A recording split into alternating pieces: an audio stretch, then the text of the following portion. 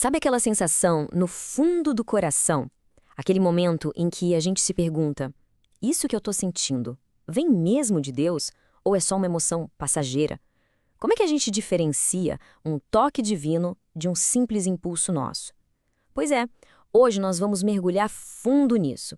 Vamos explorar juntos aqueles sinais que são silenciosos, mas que têm um poder imenso de revelar a presença do Espírito Santo na nossa vida. Agora tenta imaginar a cena comigo. Volta lá no tempo, em Jerusalém. As portas estão trancadas, o clima de medo, de incerteza. E de repente, um barulho. Um som que parece um vento muito, muito forte. E depois, línguas, como que de fogo, aparecem. Naquele exato instante, todo aquele medo se transforma numa coragem inexplicável. A tristeza vira uma alegria contagiante. Ali, a promessa estava se cumprindo.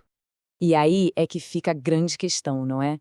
Quem nunca sentiu um arrepio do nada ou uma paz que simplesmente não dá para explicar no meio do caos? Ou até mesmo aquela vontade súbita de recomeçar, de fazer tudo diferente, e pensou: ué, o que foi isso? A resposta para essa pergunta pode estar muito mais perto do que a gente imagina. Mas olha, antes da gente sair procurando por sinais, a gente precisa entender uma coisa fundamental. Quem é que estamos procurando? A Bíblia é muito clara sobre isso. O Espírito Santo não é uma energia cósmica, uma força impessoal que está por aí. E essa diferença, gente, é crucial. Muda tudo. Não se trata de algo, mas sim de alguém, a terceira pessoa da Trindade. Ele não é o vento, mas a sua presença pode ser sentida como o vento. Entender isso, essa mudança de isso para ele, transforma completamente a nossa busca.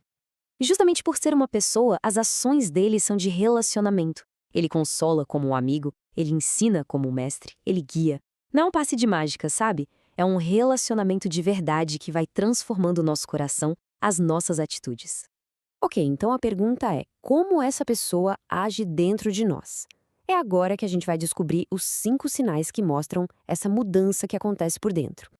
Paz, arrependimento, amor, sede de Deus e uma transformação silenciosa. Preste atenção, nenhum deles é necessariamente espetacular. Eles não são barulhentos, mas são profundos, internos e, o mais importante, eles duram. O primeiro sinal é uma calma que não tem explicação bem no meio da tempestade. Sabe quando o mundo parece que está desabando ao seu redor? Mas lá no fundo tem uma certeza, uma voz que diz: calma, eu cuido de tudo. Não é que os problemas somem, não, é a presença de Deus bem ali, no meio deles. O segundo sinal é muito sutil. Pensa comigo. A culpa, ela acusa, ela te joga para baixo, te deixa com vergonha. O Espírito Santo, não. Ele convence. Ele mostra o erro, mas não para te humilhar. Ele te dá uma vontade genuína de mudar.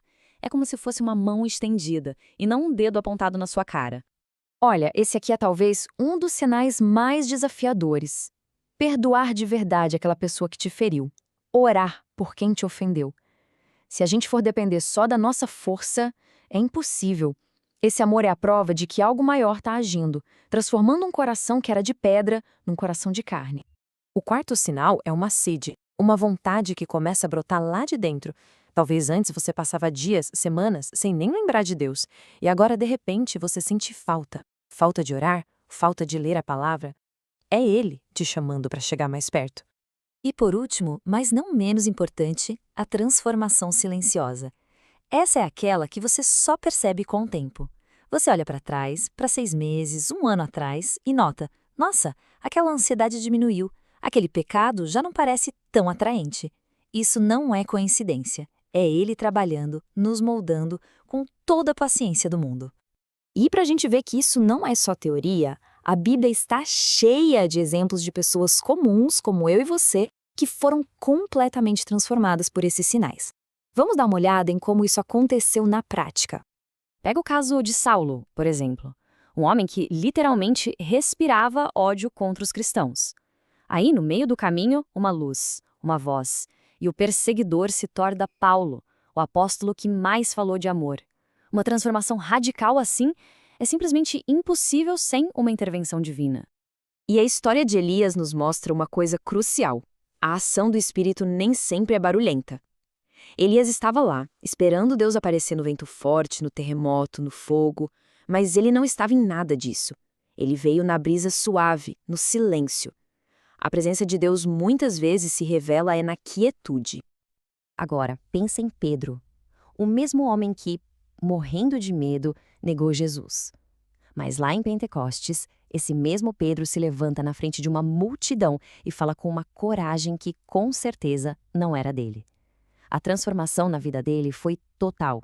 E tudo isso nos leva de volta ao ponto central da nossa conversa. A obra mais profunda, mais verdadeira do Espírito Santo acontece no silêncio do nosso interior. Tenta imaginar alguém que está sem forças, no seu limite, e só consegue sussurrar: Senhor, me ajuda. E, de repente, uma paz invade o coração. As lágrimas caem, mas o medo vai embora. Não teve voz do céu, não teve luz forte, só um calorzinho por dentro, um fogo que acende de novo. Esse é o mistério. E sabe qual é a melhor notícia disso tudo?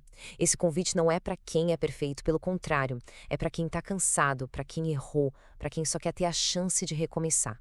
O Espírito Santo não está procurando perfeição, mas um coração aberto, um coração disposto a se entregar.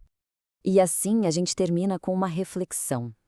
Nesse mundo tão barulhento, tão cheio de espetáculo, onde todo mundo quer gritar, e se a maior mudança na nossa vida não começar com um estrondo, mas com um sussurro? Um sussurro silencioso, bem aí, no fundo do coração?